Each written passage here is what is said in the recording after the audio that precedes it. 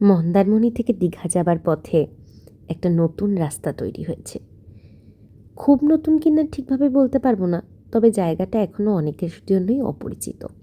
আমি এর আগে যখন দীঘা গেছিলাম এই রাস্তাটা কিন্তু তখনও তৈরি হয়নি, তাই ভাবলাম ভিডিওতে একবার শেয়ার করে দিই।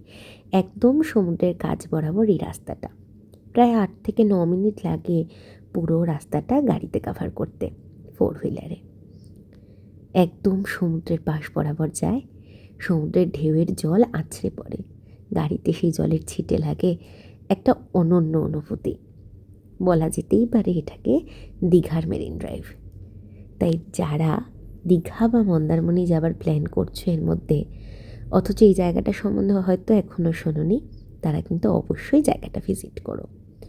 হ্যাঁ, পার্সোনাল কার থাকলে এই জায়গাটা ট্রাভেল করা বা যাওয়াটা খুব সুবিধাজনক।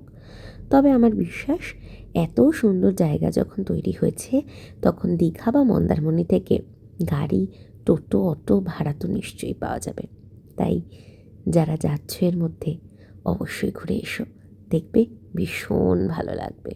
আদিগন্ত বিস্তৃত জল, উদ্দাম হাওয়া, আর তার সঙ্গে সমুদ্রের জলের ছিটে আছড়ে পড়ছে তোমার চলন্ত গাড়িতে। ভীষণ সুন্দর এক্সপিরিয়েন্স। এই এক্সপিরিয়েন্সটা দীঘায় আমি এর আগে কখনো পাইনি, তাই তোমাদের সঙ্গে শেয়ার করে রাখলাম।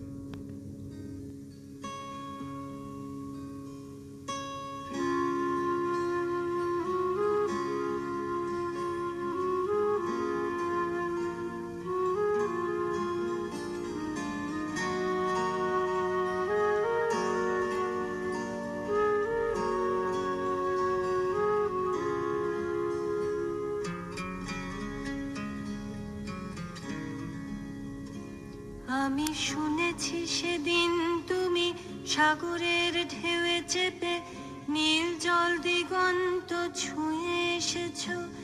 আমি শুনেছি সেদিন তুমি নোনা বালি তীর ধরে বহুদূর বহুদূর হেঁটে এসেছো। আমি কখনো যাইনি জলে, কখনো ভাসিনি নীলে, কখনো রাখিনি চোখ ডানা মেলা গাংচিলে। আবার যেদিন তুমি সমুদ্র স্নানে যাবে, আমাকেও সাথে নিও, নেবে তো আমায়, বলো নেবে তো আমায়।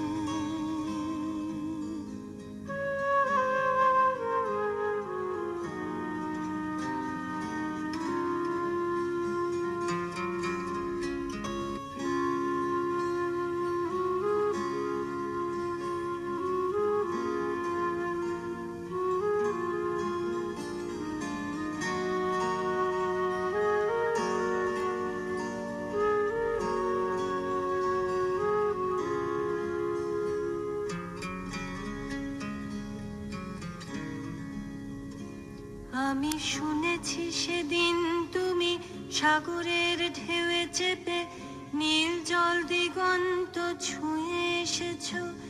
আমি শুনেছি সেদিন তুমি নোনা বালি তীর ধরে বহুদূর বহুদূর হেঁটে এসেছো। আমি কখনো যাইনি জলে, কখনো ভাসিনি নীলে, কখনো রাখিনি চোখ ডানা মেলা গাংচিলে। আবার যেদিন তুমি সমুদ্র স্নানে যাবে, আমাকেও সাথে নিও, নেবে তো আমায়, বলো নেবে